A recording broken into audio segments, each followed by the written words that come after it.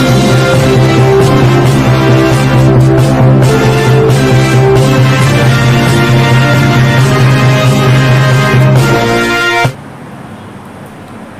Welcome to ANCT news. ఇక వార్తల్లోని వివరాలు చూద్దాం.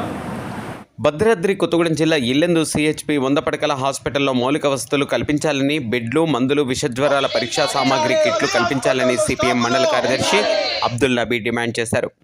అపరిష్కృతంగా ఉన్న హాస్పిటల్ సమస్యలను పరిష్కరించాలని, వైద్యులు, సిబ్బంది సమయ పాలన పాటించేలా చర్యలు తీసుకోవాలని, సిబ్బంది పేషెంట్లను ఈసడించుకుంటున్నారని, పర్యవేక్షణ లోపం వల్ల ఇష్టారాజ్యంగా వ్యవహరిస్తున్నారని ఆవేదన వ్యక్తం చేశారు.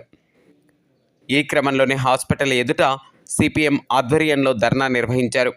అనంతరం సమస్యలతో కూడిన వినతిపత్రాన్ని డాక్టర్ రామ్ నివాస్కి సమర్పించారు. హాస్పిటల్లో బెడ్లపై ఉన్న రోగులను కలిసి సమస్యలు తెలుసుకున్నారు. కార్యక్రమంలో సిపిఎం ఇల్లెందు మండల కమిటీ సభ్యులు ఆలేటి కిరణ్ కుమార్, తాళ్ళూరి కృష్ణ, మన్యం మోహన్ రావు, మునిగింటి లక్ష్మి, తాళ్ళూరి పద్మ, మెహమూద్, వెంకన్న, సత్యనారాయణ, కోరి, మన్యం మమత, కోటమ్మ, పంజ, పద్మ, నాగమణి, జ్యోతి తదితరులు పాల్గొన్నారు. హాస్పిటల్ స్థాపన CPM CPM CPM CPM CPM hospital సమస్యలను హాస్పిటల్లో సమస్యలను హాస్పిటల్లో సమస్యలను కల్పించాలి. మౌలిక వసతులు మౌలిక వసతులు మౌలిక వసతులు మౌలిక వసతులు తీసుకురావాలి.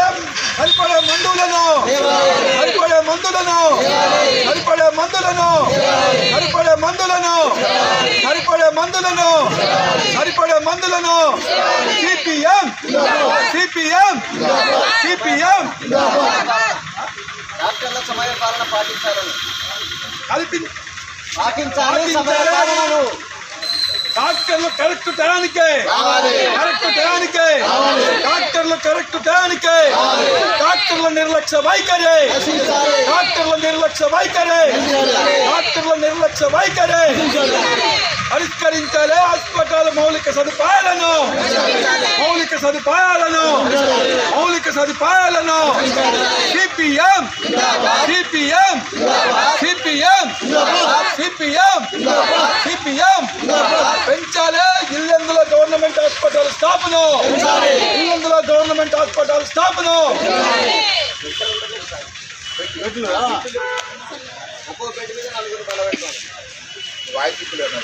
ప్రబలిపోతున్నాయి.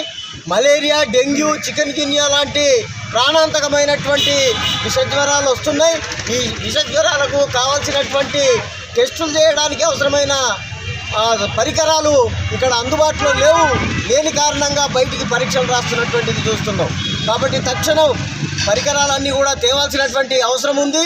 సామాగ్రిని సమకూర్చుకోవాలి. విషజ్వరాల్ని నివారించాల్సినటువంటి అవసరం ఉంది.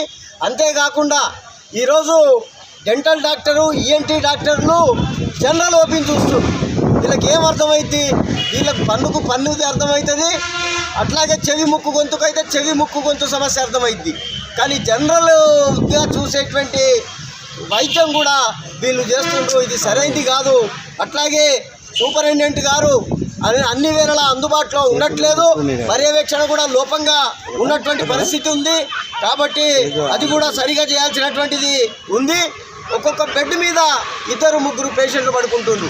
కాబట్టి తక్షణం బెడ్లను కూడా పెంచాల్సినటువంటి అవసరం ఉందని చెప్పేసి ఈ సందర్భంగా తెలియజేస్తున్నాం.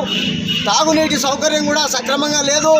రోజుకు 600 నుండి 800 ఓపీ వస్తుంది. ఇక్కడ చూసే దాంట్లో సరి అయినటువంటి పరికరాలు లేక, సరైనటువంటి సదుపాయాలు లేక, మందులు కూడా సక్రమంగా లేకపోవడం వల్ల అనేక సమస్యలు ఉత్పన్నమవుతున్నాయి.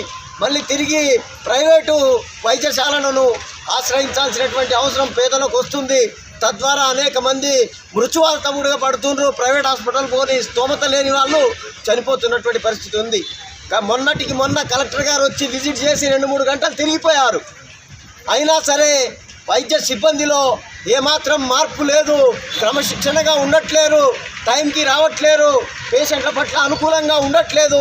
కాబట్టి తక్షణం ఈ యొక్క అన్ని మౌలిక సదుపాయాలు కల్పించడంతో పాటు వైద్య బృందం కూడా తమ యొక్క పద్ధతులను కూడా మార్చుకోవాలని ఈ సందర్భంగా సిపిఎం పార్టీగా మేము హెచ్చరిక చేస్తున్నాం.